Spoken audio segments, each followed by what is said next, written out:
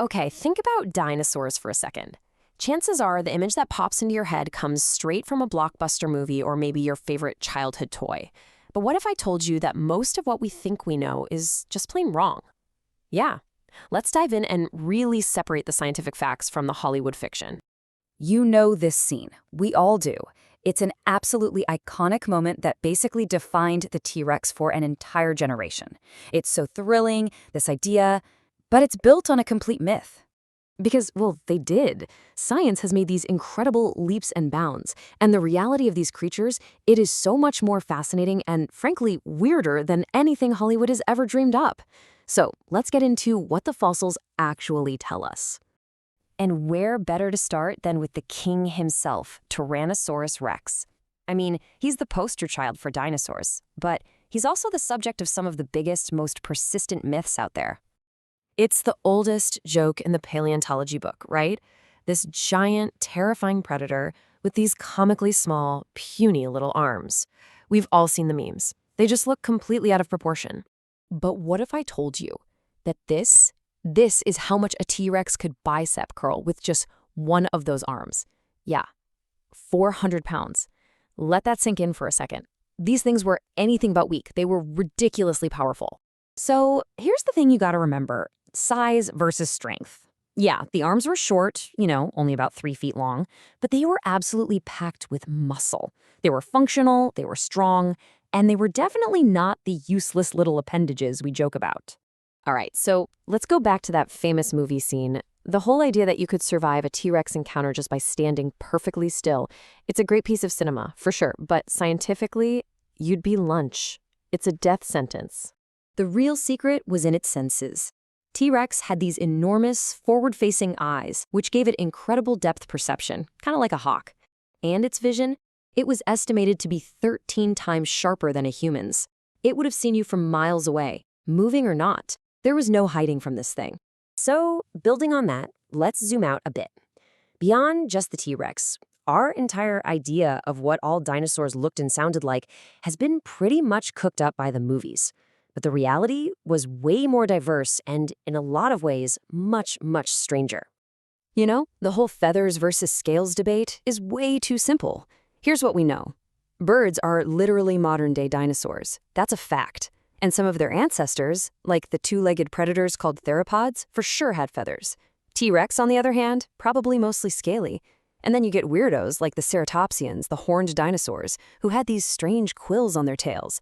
The bottom line is, there was no one-size-fits-all dino look. And the sounds? Every roar, every shriek, every growl you've ever heard in a film is pure guesswork. A lot of the time, sound designers just take modern animal calls and slow them down or tweak them. The real truth is, for almost every dinosaur, their voice is a complete mystery. That's right, I said almost every dinosaur. Out of the thousands of species we know of, scientists are pretty sure they've recreated the voice of one. And it's probably not what you're expecting. Say hello to Parasaurolophus. You see that giant hollow crest on its head?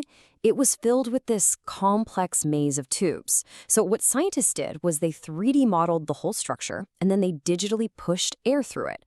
The sound they got was this deep, resonating blast, almost like a prehistoric air horn. So, now that we've kind of messed with your image of what a dinosaur looked and sounded like, let's fix the roster. Because a lot of the most famous prehistoric creatures that we just lump in with the dinosaurs, well, they weren't dinosaurs at all. This is one of the biggest points of confusion. Those terrifying swimming reptiles like the mosasaurs, not dinosaurs. And the iconic flying reptiles like pterosaurs, also not dinosaurs.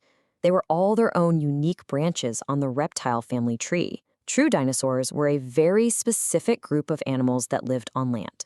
When I say dinosaur, you probably picture something massive, right? A building-sized beast. And yeah, a lot of them were absolutely enormous. But that perception we have is seriously skewed by a simple fact of geology. It's something called preservation bias. Basically, a massive leg bone from an Argentinosaurus just has a way better chance of surviving for 70 million years than the tiny, pinky-sized bone of a smaller animal. We've found fossils of dinosaurs like Microraptor, which was only about the size of a crow, but we've probably missed countless others just like it. And this is one of my favorite facts because it really just breaks your brain when you think about it. Dinosaurs ruled the Earth for an insanely long time. So long, in fact, that Stegosaurus was already ancient history, long extinct, by the time T-Rex ever showed up. To put it another way, T-Rex lived closer in time to us than it did to Stegosaurus. Wild, right? We have this picture of our mammal ancestors as these tiny, helpless creatures just scurrying in the shadows, trying not to get stepped on. But that's not the whole story. We've actually found fossils of a badger-sized mammal called Repinomymus with the bones of a baby dinosaur in its stomach. So some mammals weren't just hiding, they were hunting. And finally, let's talk about the end. The story we all know is that a giant asteroid hit the Earth, and in a flash, poof, the dinosaurs were gone. But the real extinction was much more of a slow burn than a sudden bang. Okay, yes, the asteroid impact was the trigger. It was a catastrophically bad day for planet Earth. But the extinction itself, that probably played out over thousands of years as entire ecosystems just fell apart. It's even possible that small, isolated groups of dinosaurs managed to hang on for a long, long time after the main event. And just to put it all into perspective for you, as devastating as that asteroid was, it wasn't even the deadliest mass extinction our planet has ever seen, not by a long shot. An even earlier one, called the Great Dying, was far, far worse, wiping out way more life. And this brings us to maybe the most humbling fact of all. This is the percentage of all dinosaur species that have ever lived that scientists think we've actually discovered. Less than 1%. So think about that. Everything we've just talked about today, every single myth we've debunked, is all based on that tiny, tiny fraction of the complete picture. It just makes you wonder, what incredible discoveries, what new truths about these amazing animals are still buried right under our feet, just waiting to be found?